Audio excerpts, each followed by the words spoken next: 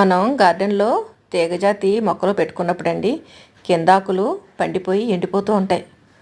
ఆ ఆకులు కూడా మనం ఎప్పటికప్పుడు తుంచేయాలండి. మనం జాగ్రత్తగా కత్తెర ఇటువంటి వాటితోటి కట్ చేసేస్తాయండి.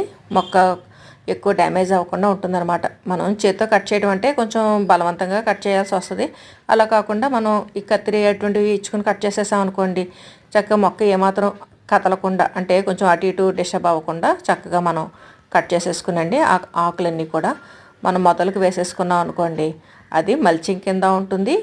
అవి ఎండిపోయాక అవి కుళ్ళిపోయాకండి మనకి ఎరువు కింద కూడా ఉపయోగిస్తాయి. అందుకని ఇలాగ తీగజాతి మొక్కలు ఎదుగుతున్న క్రమంలో ఆ ఎండిపోతున్న ఆకులు కూడా మనం ఎప్పటికప్పుడు తీసేయాలండి. తీసేసి మనం మొదలకి చుట్టూ కొంచెం ఆ కాండానికి చుట్టూ వేసేసుకుంటే చక్కగా సారం అందుతుందండి. అందుకని పండిన ఆకులు ఎండిన ఆకులు తీసేస్తూ ఉండాలి.